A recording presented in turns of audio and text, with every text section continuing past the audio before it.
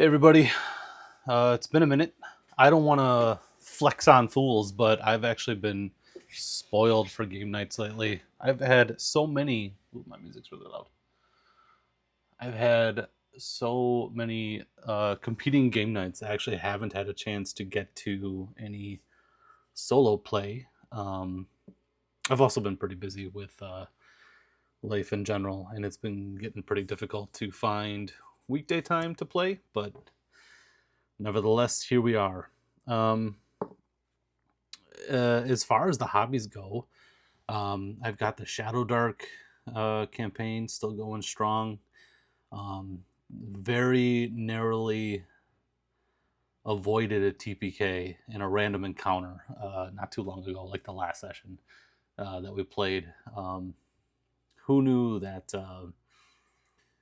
What are those stinky lizards? The troglodytes do a considerable amount of damage, and my dice here, these d20s can roll hot, man. I can get a lot of. Well, there's a one right on time. I can get my fair share of critical hits in with these dice. So had a very harrowing dungeon. The first half of a dungeon crawl the last time we played, and but now we're at the problem where we actually paused like mid session, and I'm super grateful that I actually run my my D&D content off of this app called Encounter Plus. It's a pretty old app at this point. It was, but it's like a VTT who was built from the ground up for running fifth edition specifically off your iPad. If anybody watching this happens to have an iPad, I heartily recommend this app. It's a pretty the learning curve is pretty steep, and it is 5e facing, but I've managed to completely like shoehorn in Shadowdark onto this thing and a bunch of other games besides. Like I have my notes for like Morkborg, Cyborg, some Mothership stuff even. But at any rate, because I save it on this iPad, I'm able to save like the game state of our Shadowdark campaign. Like I know we're like right in this room and what's going on. So I don't mind the pause so much. Although I do miss my friends and playing with them. Last session we had like a low player count though. So instead of Shadowdark, we put the brakes on to do some Mothership, one of the games that I'm planning on running at Gen Con this year. Do a little play testing there, and I'm really glad I did because it did not. I wouldn't say it went poorly, but it did not. It's not up to my standard. I'll say that. I'll happily say that um, because we do run Gen Con at a higher standard than most. Um, what else have we been up to? We did like two sessions, kind of Blades in the Dark. Like I would call them like two session zeros, kind of a thing. Like one was like a tutorial on like how to play, and then the last time we got together, we did like character creation and crew creation, and that was a lot of fun. Um, I really am starting to appreciate games that turn making characters into like sort of a game unto themselves. And then yeah, on this channel we got the Mothership, the Salvagers crew thing going on. That's been a lot of fun. I think by now it might be a little obvious that I have shoehorned in some published content. Turns out the whole time the players are going through This Ship is a Tomb, which is a Mothership spin on the Stygian Library, yeah, or the Gardens of something or other, where it's like a procedural layered dungeon crawl. And I've been having a lot of fun with that. What other hobby stuff have I been doing?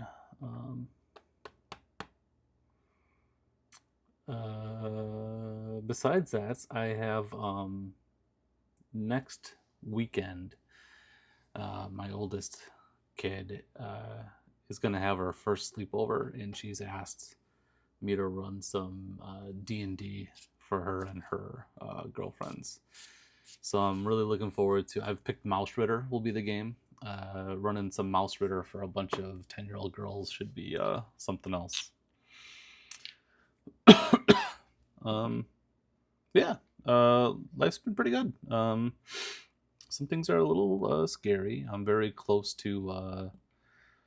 I'm very impacted by current events, I'll say. But so far, um, we're keeping our heads above water, and we're getting by. So it's just taking it one day at a time, and hoping things come to a resolution, I'll say. I don't really like discussing politics or anything like that, but I don't know. I think anyone but reading between the lines can tell what's been affecting me lately. But I don't want to belabor the point. We're here for finally getting into the Wyrd and the Wyld. I'm very excited to be running this for myself. And I did. It's been so long since we played last that I went back and watched my own last session, which is one of the reasons I love recording my gameplay, because I can just kind of go back and jog the old memory. And man, was this screen hard to see. And I'm gonna blame. I have like a monitor light bar, and I usually have it on. And I think that was causing the problem. So I turned it off this time, and I got the brightness kind of cranked here. And I'm thinking, according to my screen, this should be much more visible. Yeah, we can work with this. So where we left off last session, I think his name was Torben the dwarf, the smuggler in what was the name of the village? I got it hidden over here, but did I write it down? South Hall. Managed to smuggle our boy Stilton out of South Hall and to sort of a river valley over in this hex, and gave him sort of a, I'm going to describe it as like a half-hearted farewell. And Stilton, equipped with the our magic Pokeball, we're calling it, the Cyclopean mechanism thing, the time travel artifact that the mercenary company so desperately wants to get their hands on. He's got it sort of tucked away. I should write it down on his character sheet, shouldn't I? Well, here's the problem. Oh, yeah, we got one more inventory slot. Yeah, we can do it. So let's switch to black ink. And over here, we got the Cyclopean M. We'll type it in later. I have really been enjoying this freeform app for solo play. However, it is a little finicky in terms of like you'll want to like lock stuff so it doesn't like zip around. But then if you want to if I wanted to make a note on this Foster sheet over here, first off, seems like I can't even do it on this one, which is, it's because you have to unlock it. So now it will slide all over the place, which is a problem. But now I can, God damn it, work with me here. Well, this one I can't write on. That's all right. Can I style? Okay, let's just lock this bad boy. PDFs though. So if I want to write on it, let's do a test here. Little testaroo test. And it stays. That's because I have the sheet unlocked, right? But if I want to have it locked to stop that from happening, locked. And then I want to write something else. Test T2, test 2, Terminator 2, gone. Doesn't stay. Or how about if I want to erase this business? Still there. So locked means like locked to changes and stuff too, which is kind of a drag, not gonna lie. Because I just know in my heart of hearts I'm gonna forget to lock or unlock a PDF and open it up to make changes, like I would over here to like write what's going on. I think the trick would be to let's just write on top of it, because you can do that. So if we lock it, we can just write shenanigans, specifically shenanigans. Shenanigans. We can just like write it on top, and then once it starts getting kind of cluttered, I'll actually go in there and write it onto the file, make it a little bit cleaner, right? But when you're playing, you want to be quick. You want to be quick and dirty, not lose track of momentum.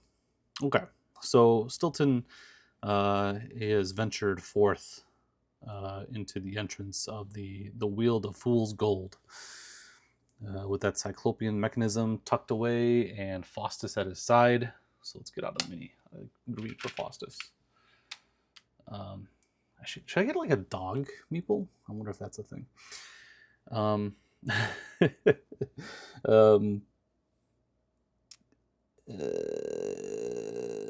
What else am I worried about? And the other wrinkle I'm going to add for myself is the Abbey is not the Abbey. The Company of Saint Theodore is hunting Faustus, and we're going to do that on a spin down die. So it starts at a D12, and if I roll a 1 or a 2, the company is getting a little bit closer to chasing Faustus down. See, this will now be a D10. I'm going to roll on this probably like every step of the way, or try to remember. And because the point is, Faustus is going into the Weald. Normally, when you do Into the Weird and Wild, your characters, your party, will be hunting something. So you select a quarry and you give it a number of marks, and then like the whole procedure is to hunt this thing down as you explore from. See, it's not locked. As you explore from point to point, we're gonna put a little spin on it, and Faustus is hunting for a hiding place, a place to stash away the cyclopean mechanism. And this sheet is also like a bunch of random tables and such for this module. Call it a module? This book, the supplement. So I thought it'd be pretty handy to have it here on freeform.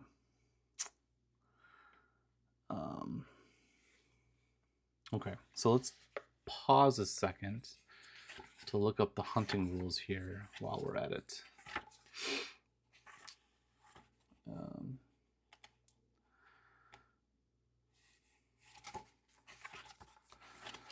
Cleaning a body. It's weird that cleaning a body is before hunting, because usually you hunt to find the body. Unless I... You know what? The author thought that was weird too. So hunting must be... There it is. Okay. Over the course of the hunt, the party will acquire marks. Upon gaining enough marks, the party have reached their quarry and may now plan on how to take it down the beast on their own terms. Each day the party hunts their quarry, roll a d6 and consult the chart to see what happens to the party that day. Okay. By being a ranger, Silton will roll with advantage. So I think there are 2 things to start off every adventuring day with. And now that I think about it, I should probably also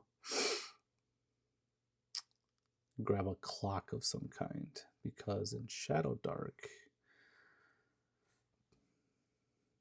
when you hex crawl, where's our hex crawling? Do we have hex crawling on here? Or do I suck? I suck a little bit. Okay, let me look up hex crawling in Shadowdark. You can probably tell now I had like 0 time to prep this before. Curse Scroll 4. I'm looking at my monitor here.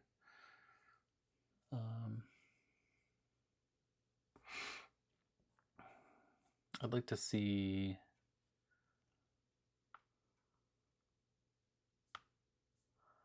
how far do we think we can travel.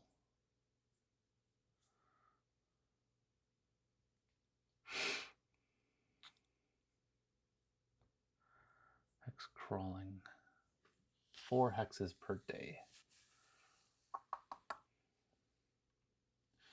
I'm going to extrapolate that to mean 4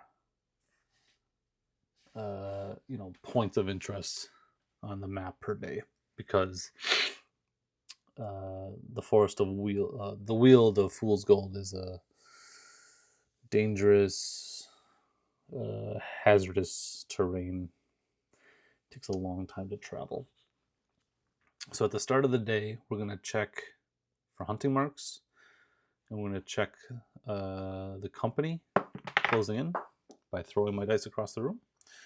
And at the end of the day, we will be doing the camping business. I can reach it. All right, so start of the day. Let's get a little tally thing going here. What if I just wrote time 4 per day? So 1, 2, 3, 4. Okay, start of the day. Let's do.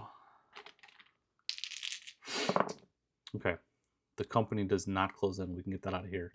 And 2 or 3. 3 is a mark with a minor setback. Where's my minor setbacks? Up here. Just a D10. Okay, so in the future I should probably also just roll the D10, because unfriendly locals who encounter a group of ruffians or xenophobic sorts, bloodshed is possible if not dealt with carefully. Okay, so let's take our mark, if we can.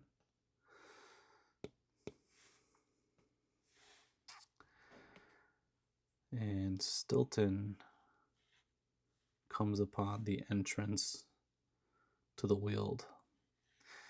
We know he won't be alone.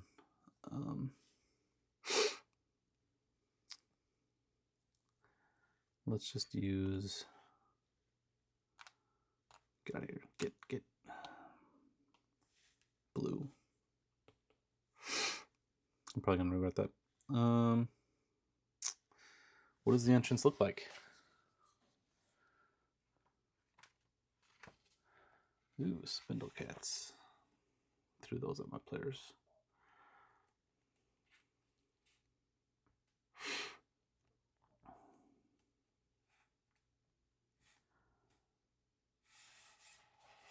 Okay, D8 for a random entrance. 4. The door of a mad scribe's closet. Okay, we can work with that.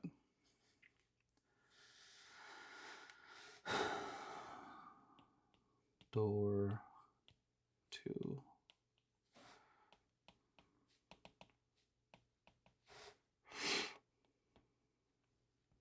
Okay. So along the perimeter here, I'm going to really doodly while I talk. The woods are sort of impenetrable. These are trees. Grass. But in the midst of I'm picturing like a wall of trees and tough looking knee-high grass that even as Stilton sort of approaches the field, like just reaching his hand across this tall grass. It feels sharp and dry, sort of scratches at his skin. So he lets Faustus take the lead here, and Faustus sort of takes him down a path to a lonely hut, like no more than like a hunting cabin.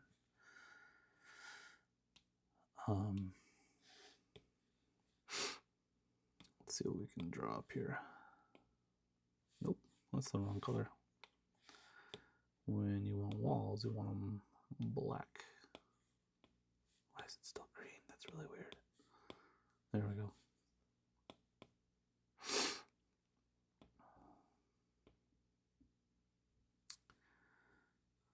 Here's the front entrance, and there's a broken window here. A door in the middle. And over here, the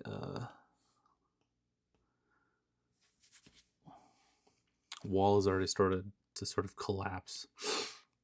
And just approaching, Faustus gives Stilton a sort of low warning growl to tell him we're not alone.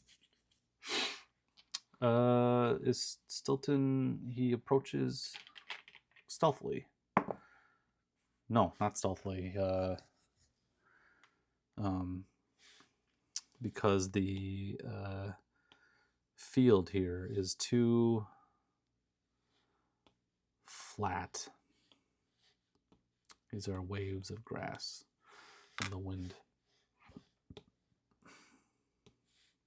There's a dirt path.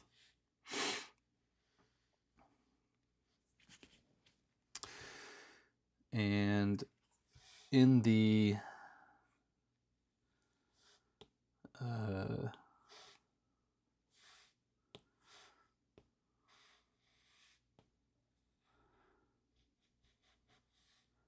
center of the cabin,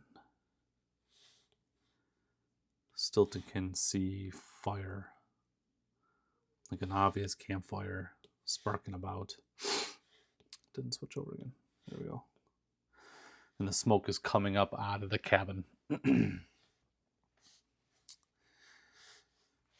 Ravagers come in groups of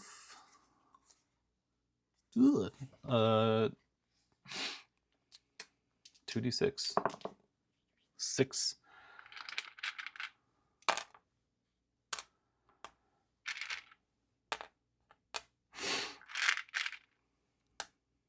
I'm gonna go easy on myself. 4. 4 is probably plenty.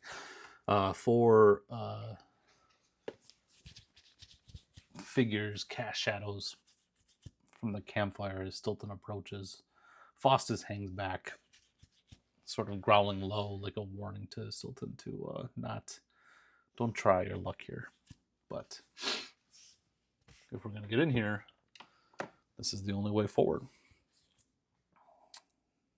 Stilton doesn't knock at the door, just sort of opens it and lets himself in. And the 4 figures look up at him. What is their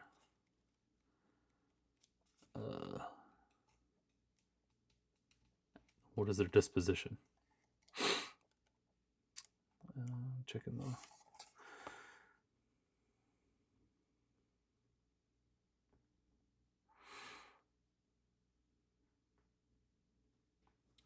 2d6 Ravager pups. I'm not really sure what a Ravager pup is.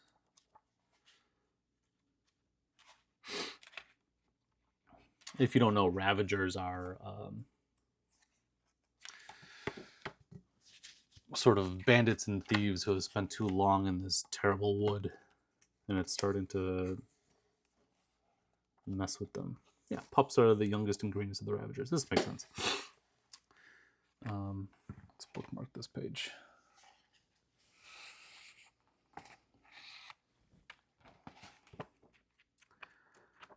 Let's go back to their disposition. Bored and frustrated. Their mood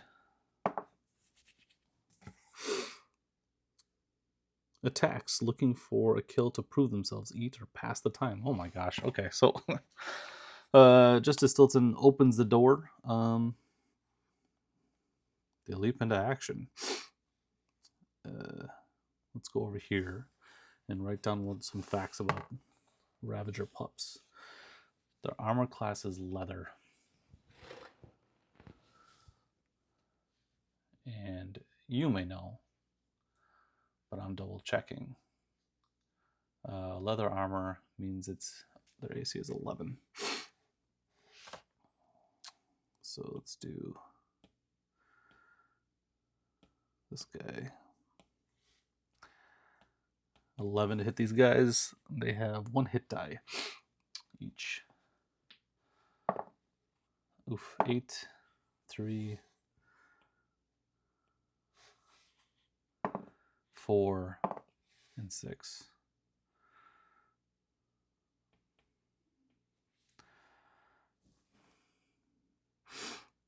And their damage is as a weapon. I'm going to guess that they are armed with clubs.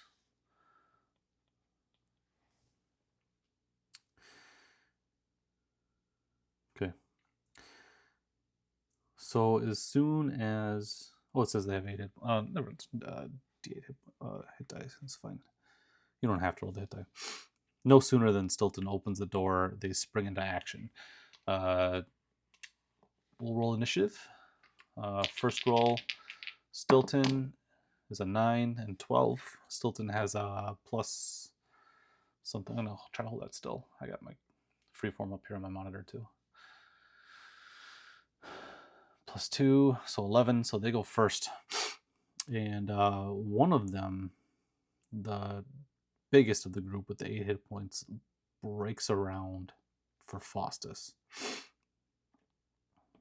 And this one kicks like the sand of the fire pit, so like all like the hot ash over at Stilton. Stilton's armor class is 15, so it's a hit. Stilton is going to take a point of damage, just 1. I gotta remember to just do this. Takes 1 point of damage.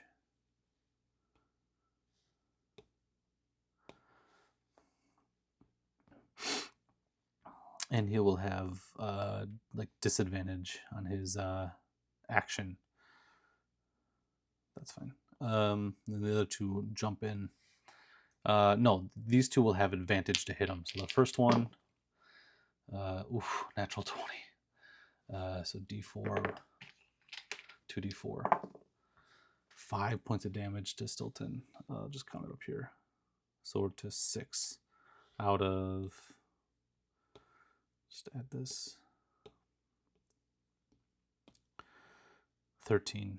Okay. Okay, and the second one attacks with his advantage. 16 is a hit for 4 more points of damage. So Stilton's already almost down. And this one attacks Faustus. That's a hit for 1 point of damage on Faustus. So we'll do Faustus, 1 point of damage. How much does... It has 4 hit points. Poor Faustus. Okay. It's our turn though. So Faustus turns and bites at this guy. Doing D6 damage with a +1.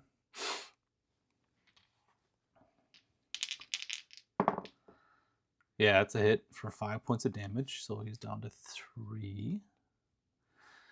And Stilton leaps back with his dagger to finish this guy off. His dagger doing D4 damage, and he gets a +3 to it, to his hits. Not gonna do it. That's a miss. Well, shit.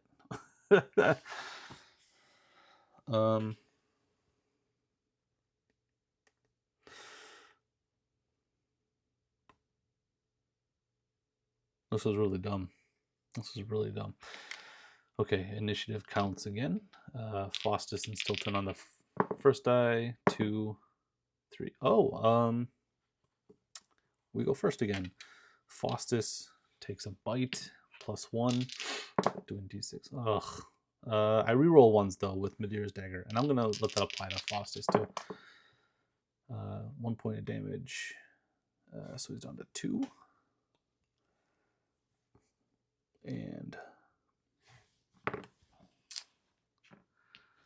Stilton's going to try to finish this guy off. +3, 8, 9, 10, 11. That's a hit. Just barely. And enough damage to take out the guard. Boom. Not the guard. The leader of the Ravagers.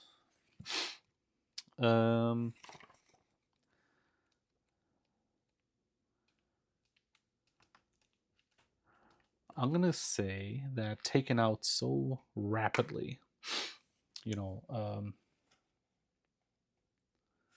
they need to make a morale check now. My monitor keeps... Okay, I'm going to take a brief second. I got to turn off my monitor, my wallpaper coming up because it's locking my screen.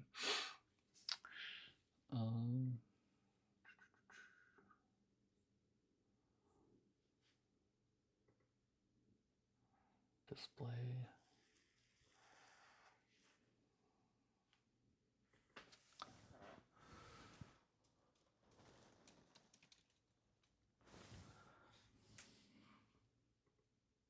Settings? No.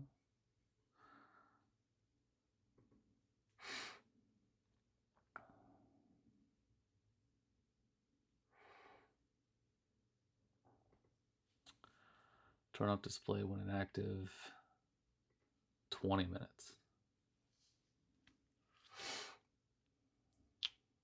30.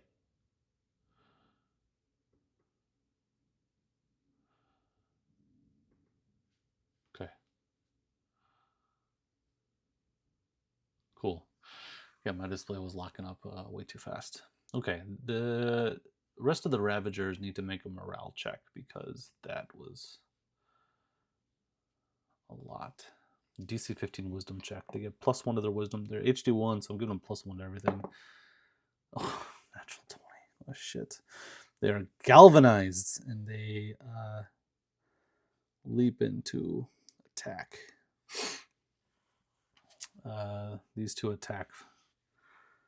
They're all attacking Stilton. He took down their boss man. Natural 20. It's 2 hits with a crit. Okay, so 3d4 damage. Oh my god. 4. Yeah, Stilton's down. Yeah, Stilton goes down. On Stilton's turn, he needs to roll a d4. And that is con mod 2. Plus his con modifier of 0. He has 2 turns before he is toast. So here's our 2. Faustus attacks the nearest guy, which is the 3 hit point one, because I need a break.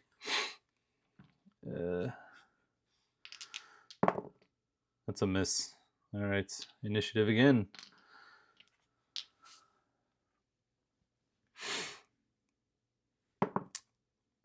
Five and 2. So Faustus gets to go first.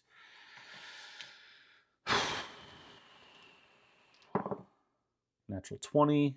Oh, cool. So I'm going to bleed that over into a second attack on the next guy because that was also 6 damage. It was a ferocious attack. It's a hit for 3 points of damage. He takes another one out. Morale check on this guy.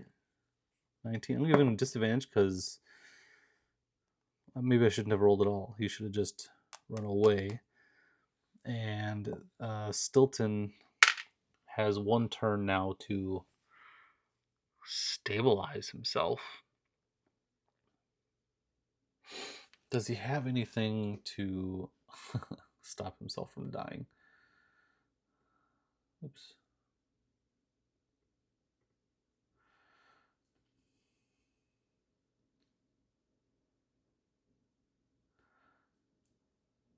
I'm gonna burn one of his supply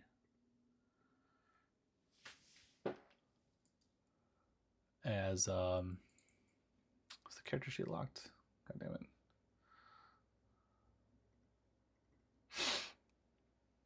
Okay, it has 3 supply. I'm gonna burn one of them. You can't edit the app or edit the sheet. Let's try it over here.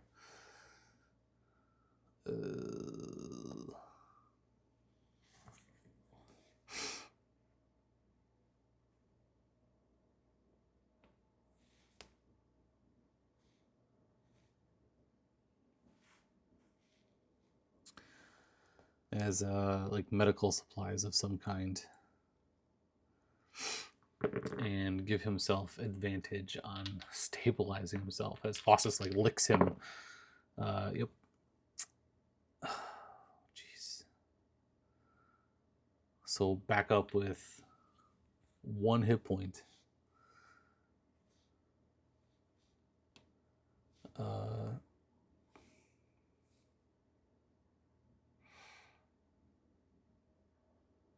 I'll just remember that Faustus and Stilton both have 1 hit point.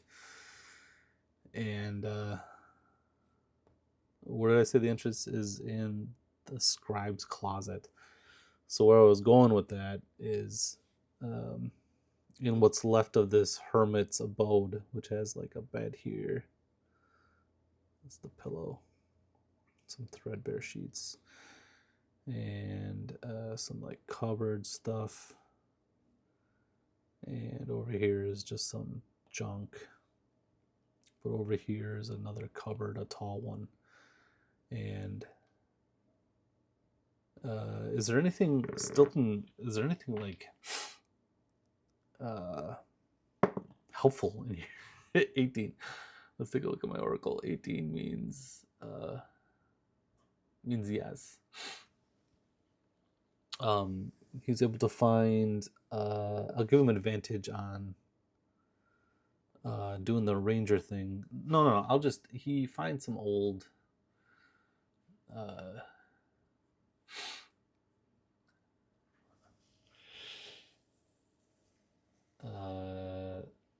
an old like curative herbs, equivalent to a potion of healing, stashed in the cupboard. I feel like I'm cheating on my own behalf so much, because I just got my shit rocked.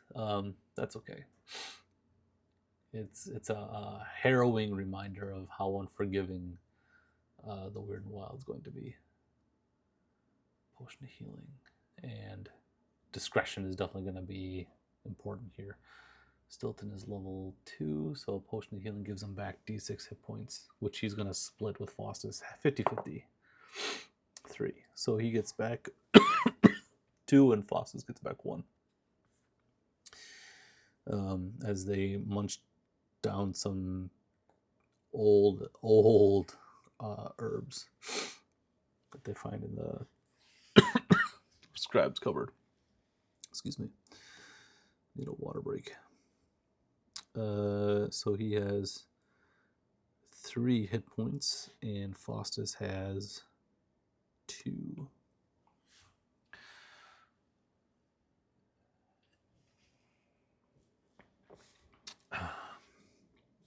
So ends the first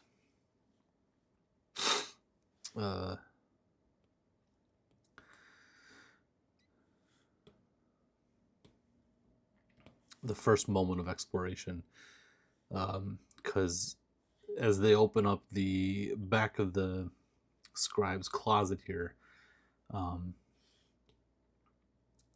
the wall here is broken, and it's more path leading into the Wyld, like that. But we're all done with this little sketch. As quickly as we sketched it up, is gone. And we move on to this trail here.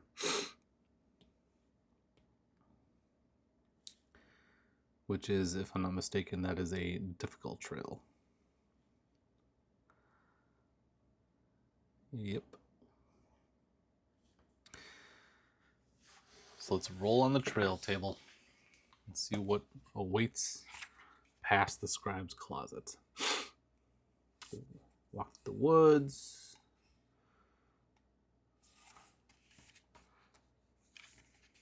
Random trails and paths. This is another one of those D50 tables that I hate so much.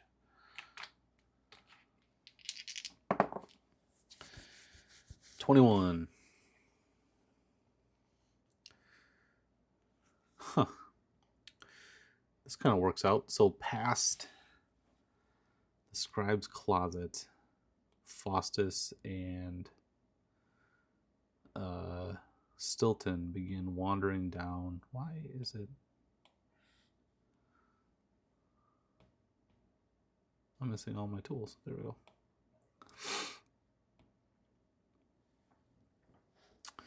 $21. Ugh. What is this?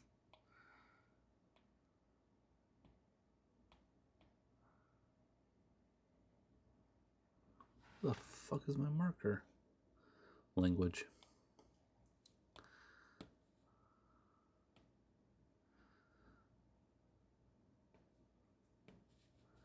Nope. Nope. It's not that. It's not that. What just happened to my palette here?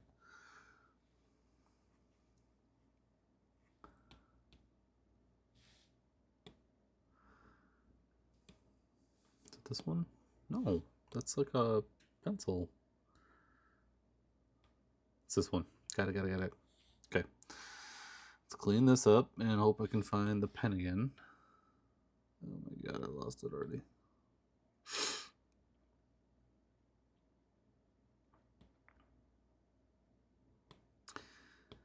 Okay.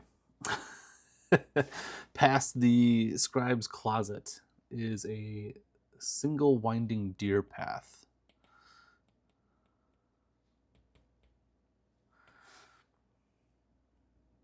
Laden with salt licks and snares.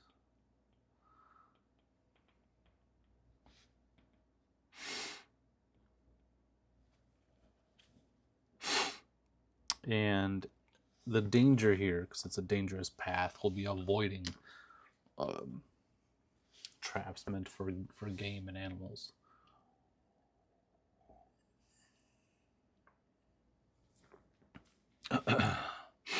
Which I think, to me, sounds like a wisdom check for Stilton. Although I think he gets advantage.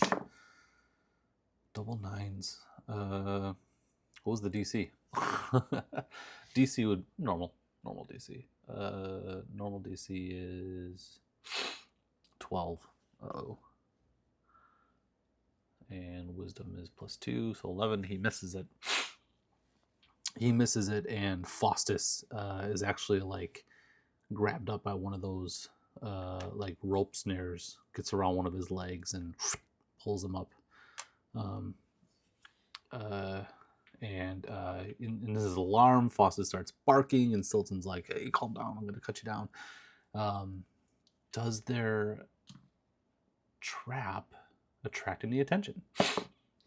17 is yes, but the Ravagers that are approaching them along this pathway.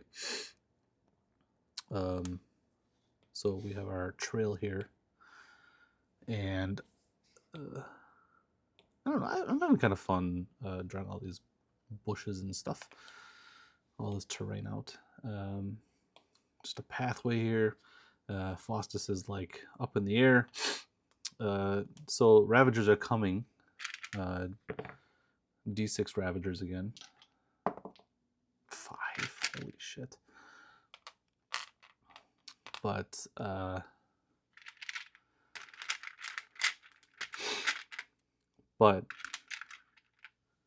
Faustus and Stilton have the chance to hide.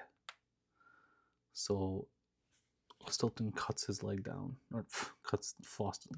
Stilton cuts Faustus down by his leg and pulls him off into the bush. And they hide.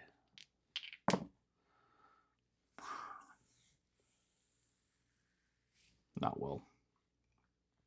So I think that's like what, like 13 for Stilton. With his +2 dex, that's a 10. Hides with a 10. Do the Ravagers notice him?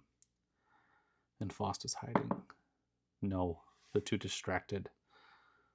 They see the broken rope and they think like, oh, the quarry's getting away, and they pass by. And once they're gone, Stilton can let out the breath he's been holding.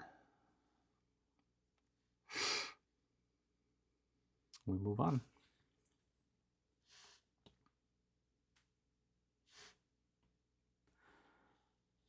Okay, we arrive over here at Area 3, which is a D100. I feel like I need to do a better job of putting the dice back in the tray when I'm done. I have like a tray set off to the side, but I always end up just like piling the dice on the desk. I should just lean into it. Get rid of the tray. All right. This area is there's 100 locations to explore, and I rolled 78.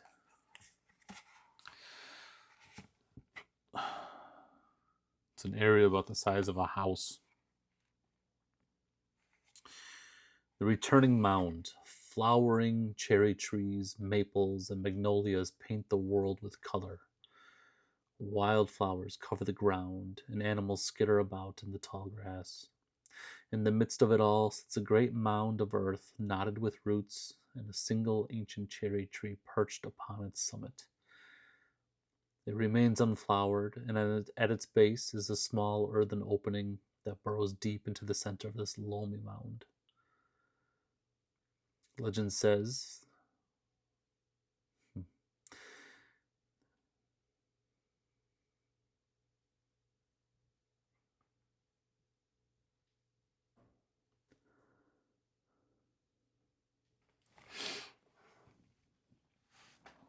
okay.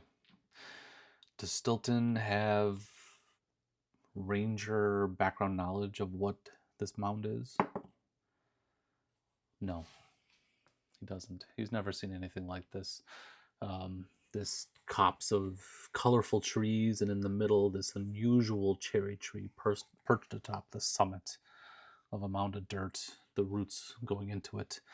There is, however, a small opening into the mound. Is there anything currently inside of it? Yes. But it's too hard to see from here. So Stilton approaches the mound and exchanges sort of a look with his loyal friend Faustus.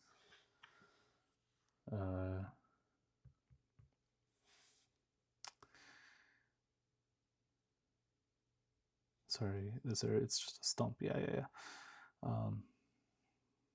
Do we dare reach inside, Faustus?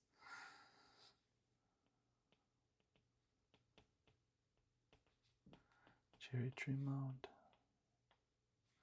Yeah, I think we need to. We need to.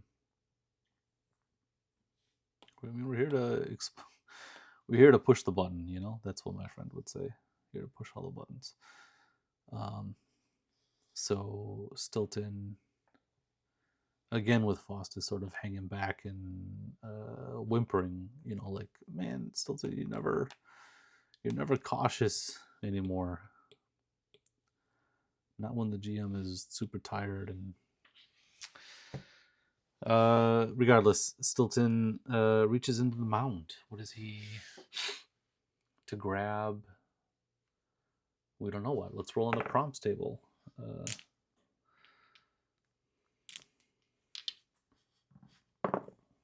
78. Sacrifice. That'll make sense. An 81. Sacrifice. Path. Or fumble safety. Sacrifice path or fumble safety.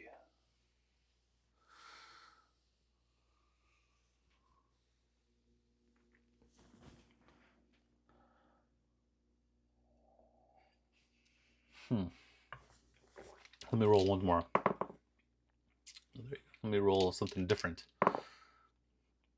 59. Repel plan. Repel. Let's go with repel safety. Huh. A small satchel.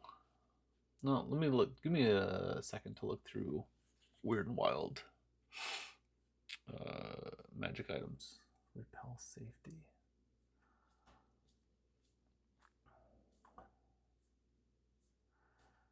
Repel safety makes me think of something that like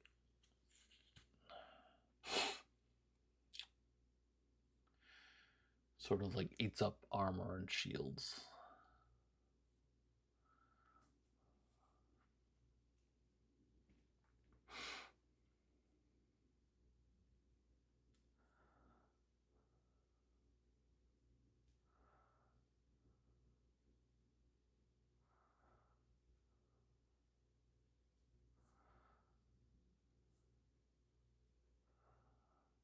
Repel safety.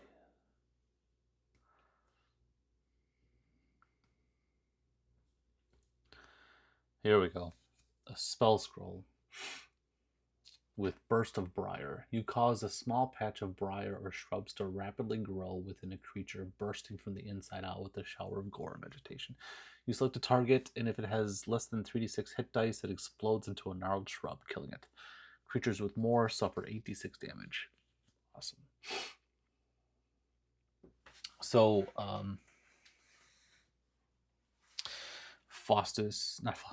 Stilton reaches into the hole in the mound beneath the cherry tree, and tangled up amongst the roots is a spell scroll of some sort of material. Shadowdark is really good about random magic material, right? D8.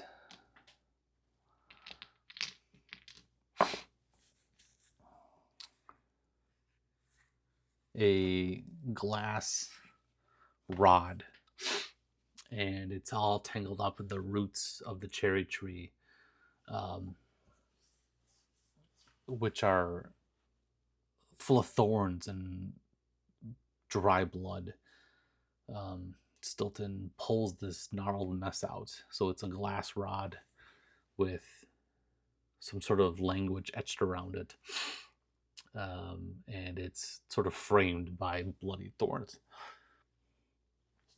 A spell scroll of burst with briar.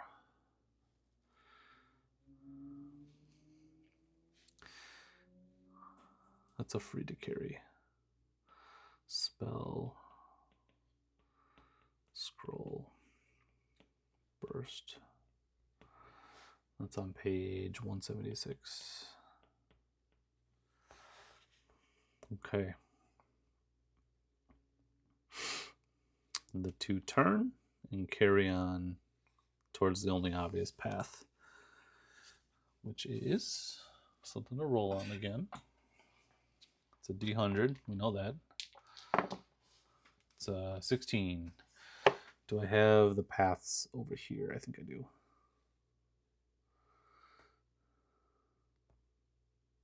Yeah. A series of moldy boardwalks winding through a rancid fen.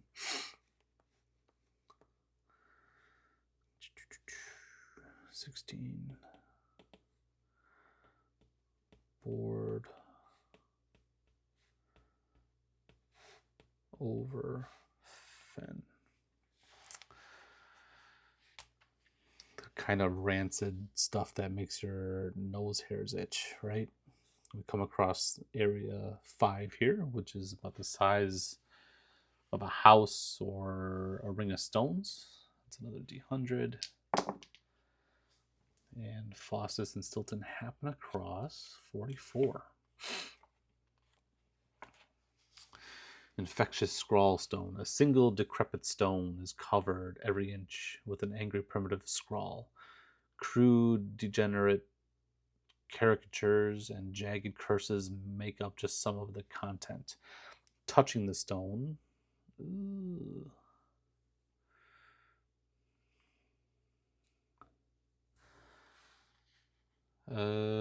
Make a wisdom check, Stilton, to know to stay away. No. Stilton investigates this single standing stone. Can he identify any of the script on there? Intelligence check? No. I don't think he would be compelled to interact with this thing. He just sort of like looks at this graffiti covered stone and 1, 2, 3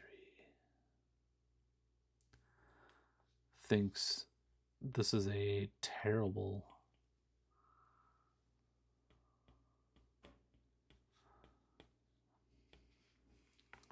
thing. He blames this is like the work of these ravagers here, right? But the area is pretty big, and he and Faustus find somewhere to lay down for the day. So we're gonna do the end of day stuff this time, which is making camp. Surviving the night. To attempt to camp. Roll 3d6. Actually 4d6 for well, I'll just take it one step at a time. 3 and a 6. So we're looking for food, shelter, and water. We have to roll once for each, but we get an extra roll because of Stilton being a ranger. So these two are succeeded. And water, we're not able to find water in this little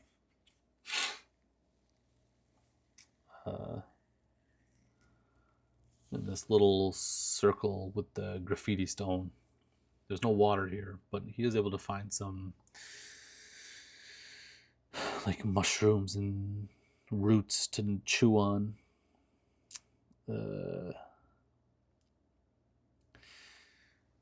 Scraping by. You'll survive, but someone has to take the brunt of it. One member gains a level of exhaustion.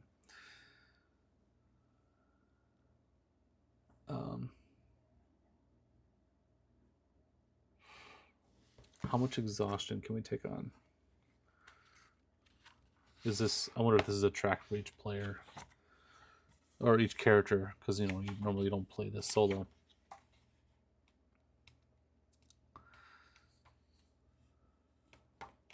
Exhaustion. Each time the character gains a level of exhaustion, they go up to a new exhaustion effect, stacking as they go. I don't want to risk any exhaustion just yet, so Stilton will burn into his supply.